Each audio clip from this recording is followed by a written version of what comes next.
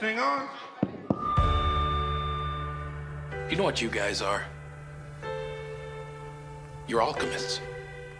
You create pleasure from pain. And that is a virtuous gift, my friend. Mexicans clean the inside of the house. We clean the outside of the house. We build the house. That's why we're always saying, mi casa es su casa. We're being ironic. If you want to make it in comedy, it's only one place to do that in LA, and that's Goldie's. I feel like animals have it the best. Two dogs meet, sniff here, sniff there. They get to have sex, and then it's right back to chasing squirrels. They got mommy issues, they got daddy issues. I nurse these kids. They latch on and don't let go till I tell them when. How did you get Carson? Well, Bill, unlike you, I'm really fucking funny. You seeing this crowd? If you can't handle it, I'll warm them up for you. Can't you ever try to be just a little bit better than you were the day before? Once! So we need jobs if we're gonna keep enjoying this extravagant lifestyle of living in a closet and eating stolen snack food.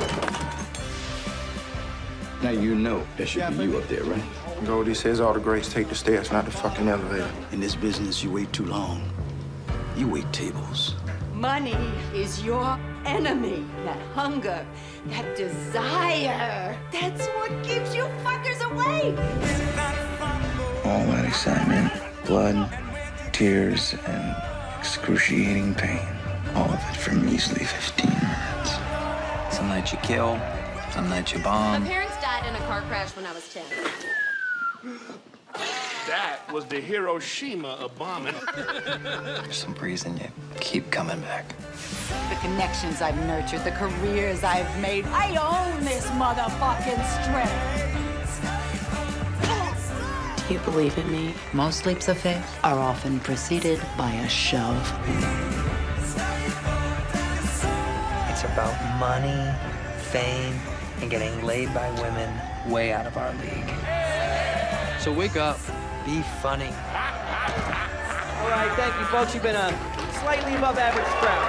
That's it, the end. We're talking about I'm Dying Up Here and Avenues, his film Avenues. Listen, for both these characters and both these projects you're here to talk about, they're sort of at the beginning of their journey. So I kind of want to get into the beginning of your journey, first time in entertainment. You started pretty young, right? Yeah, I started acting. I technically started modeling first. I was a model. Give us a model look. Well, I was a really You nailed it already. I was a really happy-go-lucky child who was just happy to not go to school. This is true. I haven't gone to a full year of school since second grade. Oh wow. And Jealous. incredibly Jealous. lucky. And I was that's really what started it. And I just always worked. I always consistently worked and enjoyed it, and was lucky enough to have parents who supported me and let me do whatever I wanted to do. And really the big decision came when I was 12. That's when we all moved out to California. Right. I got a show out there, and it was sort of, it was between my parents. It was like, well, do we really want to relocate the entire family? And we did. And it was my whole family, and it was a big decision. Yeah. I mean, do you remember an experience with a particular actor that early on in your career that you're like, I would love to emulate this or work with this guy some more? I mean, funny enough, this is crazy. Clark Duke and I were each other's... Guy on I'm Dying Up Here. The guy who in I'm Dying Up Here, we play best friends who come out to LA from Boston. Mm-hmm. Clark Duke and I were each other's first friends in Los Angeles. Oh, wow. Both of our families moved out to LA at the same time, and we stayed in this place called the Oakwood Apartments on Barham Boulevard. I've heard about that. It's pretty legendary in the Hollywood circles. Infamous. Yeah. Tupac was there when I was living there. Take that however you want. Yeah, Tupac and I, it's the one common thread we share. But yeah, Clark and I were best friends, and I hadn't seen acquaintances, and when we sat down to do the table read for I'm Dying Up Here, it was like, hey man. Oh, nice. Good to see you. That's amazing. Yeah. Was there any older actor, one of the first roles that you did that you worked with somebody that you were like, this is why I'm doing this, it sort of inspired you to take it to the next level? Michael J. Fox was always my favorite. Yeah.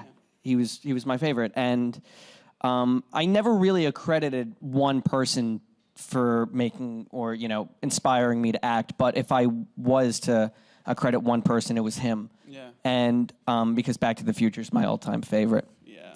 And I got a chance to meet him. He actually he wrote a pilot that never went, but I screen tested for the pilot. And I told him that. He came out to wait with me in the waiting room, and I was like, I have to tell you, I don't do this. I love you. I love you.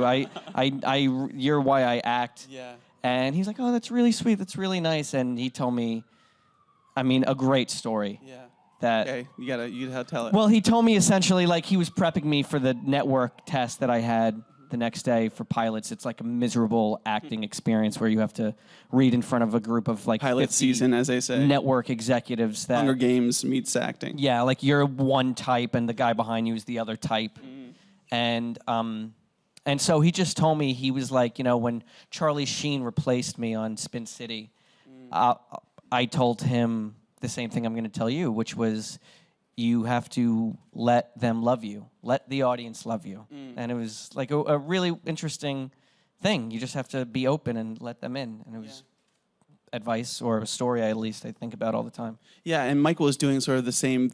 You, Michael, are doing now, sort of starting your own content, writing your own stuff. You wrote a pilot. You wrote a couple films, right? And this is your second, or no? This is my first. But it was funny because you said that this is the beginning of the journey. I wrote this movie when I was 22, and we didn't film till I was 26, so 2.5 years ago. Wow. We filmed 3 Christmases ago in New York from December 15th to January 5th. The movie's called Avenues, and it's just starting to go to festivals now. Yeah. So it's actually been an incredibly long process. Yeah. And feels like it's really the end of the journey. But you're right, it is only the beginning because people finally get to see it. Yeah. And to sit here and talk about something that I literally wrote in my underwear in my parents' bedroom, not their bedroom, but what kind of aesthetic were you going for off the get-go? Was there a sort of film that you wanted to make, or something you want to make people feel when you were writing it? Yeah, narcissistically, I wanted to write a movie that I had always wanted to be in, and the movies I grew up with. Movies obviously the early Woody Allen movies, but also movies the movies of the 70s, like Carnal Knowledge and The Last Detail and Breathless, and a little more recently the Before Sunset trilogy. I love those movies, and they're those movies especially are just character-driven, dialogue-driven, plotless films, and that's really sort of where this started. I started writing. I'd never read a screenwriting book. I didn't know where it was going, and I just wanted to write scenes for friends of mine, and scenes just characters that I wanted to see and talk to. So that's really where it started. Yeah. Were there any direct experiences that you took and put them into the screenplay, or? Yeah. Yeah. Yeah. Things. You have a favorite thing that happened that you put in there? It's funny because things would happen to me IRL in real life, and I would sort of be experiencing it, and then a part of me would just be like, "Well, that's a great third act. Finally have it. Finally." You're saying it to yourself while you're around your friends. You're like, "What are you thinking about right now?" Yeah. No, a lot of the movie, a lot of scenes in the movie, a lot of dialogue from the movie came from essentially journal entries and real conversations that I had with friends, and so a huge amount of it is autobiographical, but also it's more clear to me now that the movie's also, separate from myself. Yeah. It's not me anymore. It's a separate entity, Yeah. Sort of, it's very much like those Woody Allen films. It captures a New York aesthetic. It captures the New York experience. The casting's so great. Gino Temple, people that you worked with before. Tell me about sort of asking your friends to be in your film, or that experience of casting, your friends and having to direct them. Well, it was funny because it's Nicholas Braun, who we've been in 4 movies together. We were in Sky High together when we were 15 years old. Wow. Ari. Sky High. Shout out to Sky High. Yeah, I heard a couple people out there. Right. I love that movie. Ari Grainer, who's in I'm Dying Up Here. Ari and I did a pilot together when we were 9 years old. Adelaide Clements is also in the film. We were really good friends, and so it is built of friends, but it was also really important to me that they weren't just doing the movie because we were friends. Right. You know, that's a pretty big ask. That's a pretty big favor. Like, come share your Christmas break with me. Yeah. You know, December 15th to January 5th in New York, it's really cold. Yeah. And you're essentially losing money working on the movie. Like, nobody's getting paid. Yeah. The girls were doing hair and makeup in like the Central Park public restroom. That's true. That's true. That's not even an exaggeration or a joke, but like, so it was a big ask, and I think it was like it was like I was so honored, and I still am, that group of actors who I respect them all so much, and I think they're all incredible. I like, that was one of the great honors of my career, being able to have them in my first film. And what do you feel about sort of taking on the directing and the acting? I mean, that's a big first project, you know, to take both those things on. I mean, some people like the control, some people like to relinquish that control. I mean, what was that experience for you where you'd have to sort of self-check or did you have a sort of... Yeah, I mean, well, for me, it was really important to have a great DP and have a great producer and sort of have people who have their eyes on you when, you know, had their eyes on me when I was on camera. And it really, what it meant for me, I mean, I really wrote it for myself, so it wasn't that out of my range. You know what I mean? Yeah, I sort of knew, I felt comfortable, and weirdly would know when something would work, and a lot of the time when I would rewatch a take or, you know, finally step back to see if we could move on, it was mostly for technical reasons. Like, in a scene, we kind of knew when it was right and when it wasn't right, and so, you know, some of it it was a little bit more careful because you had to make sure that you got the shot and that the shot looked good. But what it really meant was, like, we would just do take after take and move on until we, you know, not move on until we essentially lost the location or had to get kicked out, you know. Yeah. I mean, shooting in New York is an experience that a lot of filmmakers just die for, you know. So was there any particular scene or any shot that you got to get, whether it's Washington Square Park or filming in those locations? I mean, yeah, guerrilla style, I'm guessing. This is a crazy fact. The Washington Square Park scene, we had Washington Square Park for 4 hours. Wow. From 9 p.m. to 9 a.m. to 1 p.m. And Nick Braun, he showed up to work that day because he had to go to the doctor because his toe was hurting him, and he shows up in a hot pink cast. They had to remove his entire big toenail because his toe had an abscess. And so he was in a pink cast. And so I was like, the scene is literally a walk and talk, so we're going to have to sit you down. So that changed everything. But then I realized, we found out, so the Ferguson protests were happening at the time, and there was a Ferguson protest at Washington Square Park at 11 a.m. And so that cut our time in half. And then there was a guy playing piano playing Rhapsody in Blue, the George Gershwin song, like in our choreography where we wanted to shoot, and he wouldn't stop playing. And so the scene was literally meant to be a walk and talk about like these two couples walking around the fountain. And it ended up being one couple walking as far away from the fountain as possible. But it works. I mean, it works, man. And that's what's fun about it. It's like, you know, although it's not what you originally intended, it's sort of problem solving on your toes and really trying to figure out a way to get the intended effect without having it being exactly what you wanted it to be. Yeah, that's what it's like to be a filmmaker. That's what they say. That's what they say, exactly. Do you have another one set up? Do you want to do another one? Are you impassioned to do another project? Yeah, I mean, I would love to do something. It was a singularly unique experience in that it happened really fast. Like, I think we sent it out to financiers in October and we're in production by December. Oh, wow. And now it's taken 2.5 years to get it into film festivals and stuff. So it's been a really interesting experience, and I'm still not quite out of it, you know? I'm still experiencing it. Yes. But I'm always writing whenever I'm not working, and I would love to do it again, but I'm also not in a rush. Like, I enjoy acting enough to not be rushed into making, the stresses of another movie. Yeah, well, you have quite a common gig right now with I'm Dying Up Here, which is pretty exciting, and it's such a great show. I mean, people saw a clip of it, but I'm not sure if people are watching. But it's so funny, but it's gritty and it's darker than I think I imagined. I mean, is that what you experienced reading the script and then seeing what got cut into? Yeah, I mean, it is a drama about comedians, and while there are funny moments, it really is dealing with a lot of the social issues and the struggles that these people dealt with in the 70s. A lot of them are so relevant and prevalent now more than ever. But the show is really a character study. Right. And if you watch an interview with Jim Carrey, it takes about 5 seconds to realize that he's not just the guy who talks out of his ass. He's not just Ace Ventura. That he's intensely thoughtful. Mm-hmm. And emotionally generous guy. Mm-hmm. And so that's a lot of what the show is about. Yeah.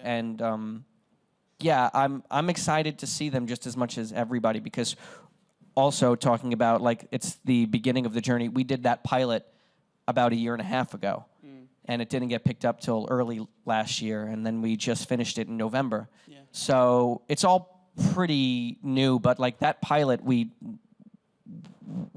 live with that for a while, so I'm just excited as everybody else to see how it turns out. Yeah. Did you get to meet with Jim in those early stages, and what was that experience like, sort of the cast meeting him? Yeah, I mean, he was, again, just really generous with his time and with his stories, and made it really clear that anything we needed, he would be there for us. But also, he wasn't there on set every day, and he wanted us to have our own experience. Like, we're not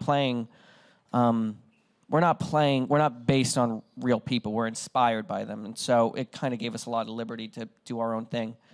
But there was one thing that Jim said to me that, and Clark and I went to go to his house like the couple days before shooting. Was there like amazing art everywhere? Because I know he was a bit of a painter. And yeah, no, it's an amazing, it's like walking into the, MoMA or like the Broad or something. It's incredible. Yeah. His collection, and his work is incredible too. Yeah. But we were watching, YouTube videos of comedians for hours. Oh, wow. And we were watching like Kinison and Bill Hicks and him and Louis C.K. and, Sarah Silverman and Elaine Boozler. Let's stop a little bit. You're in Jim Carrey's living room, and you're watching Bill Hicks do comedy and Jim Carrey do comedy. Yeah. And Jim Carrey's right there. Yeah, no, it was one of the most memorable experiences of my life. And he said something that, he got so deep into it, and I wish I could have recorded it or wrote everything down, but one thing stuck out, which was that he was talking about Pryor, particularly, where he was like, Pryor wasn't always Pryor. Like, every great comedian reaches a breaking point where they just stop caring. And that desperation that they all have is essentially, it's, them on stage with the microphone is their last stand. It's their last attempt at expressing themselves. Yeah. And so, I mean, it just makes sense, because I don't think Richard Pryor really cared. Yeah. I don't think Louis C.K. cares, I don't think I Jim saw his cared. last SNL monologue, so I know he doesn't, Louis C.K., he's just they're always pushing boundaries, they're taking the limit and pushing it. In addition to that conversation with Jim, were there any people that you looked to or had a conversation with while you were building, the character? Yeah, I also, I essentially started to go to the Comedy Store, every famous night. Comedy Store in L.A. The world famous store out in L.A. And I went to the Improv. I went to tons of open mics, but and Andrew Santino and Eric Griffin and Al Madrigal, the real stand-ups on the show. These Eric guys was here earlier. Yeah, they sort of they introduced us to all real comedians, and we got to become close with a lot of people. But one guy who I got to have lunch with, that was a really, again, one of the most memorable experiences ever, was Richard Lewis. Because he was around at that time. Right. And just to pick his brain and just to hear his stories. I didn't know, I asked him, I was like, I don't know if this is a happy time for you.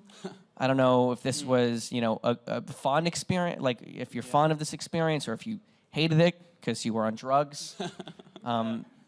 But no, I was really lucky enough to chat with him for a long time about it too. Yeah. And He's got a bit of that darkness, you know, you see it in the Curb Your Yeah. Enthusiasm, that sort of thing, that's sort of definitely tortured.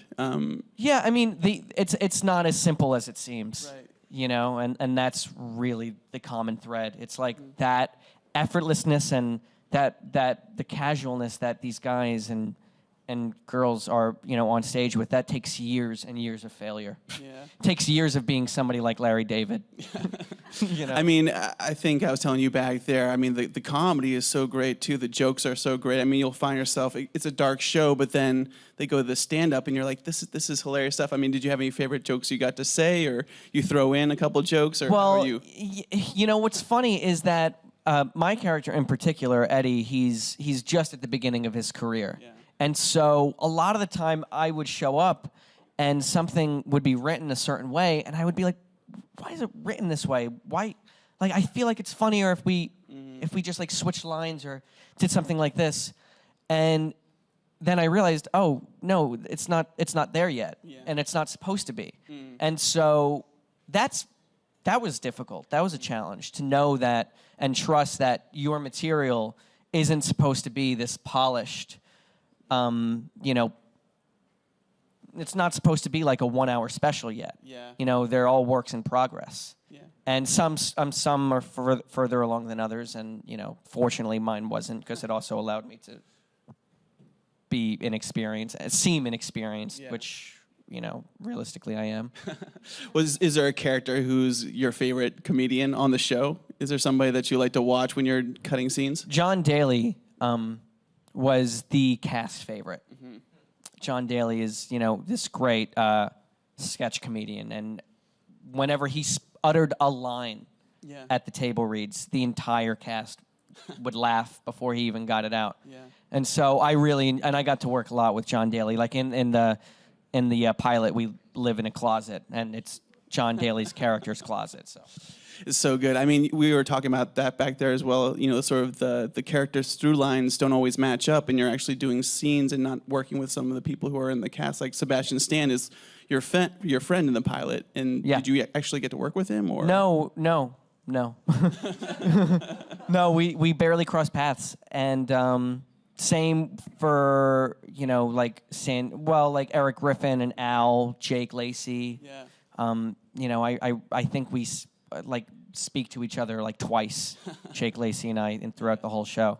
And so no, it's a big ensemble. It's a large cast of regular characters, and so it almost feels like you're in different shows at times, but when they come together in the comedy club, that's where the show really happens. And you get to watch those scenes for the first time in the show, like Melissa Leo and all these guys. Oh yeah, I mean that's a really wild part, because sometimes you don't work for like 2 weeks at a time, and